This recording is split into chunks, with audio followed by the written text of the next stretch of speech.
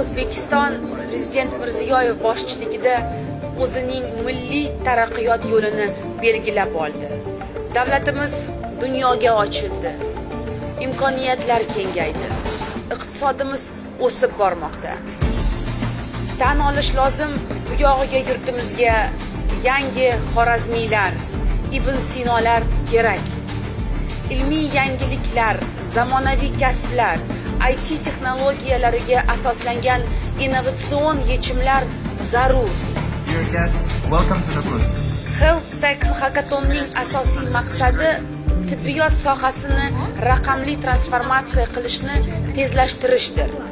Ayniqsa sun'iy intellekt ushbu soha uchun yaratayotgan yangi imkoniyatlarni joriy qilish o'ta muhimdir. Hurmatli prezidentimiz qat'iy irodalarini namoyon etmoqdalar.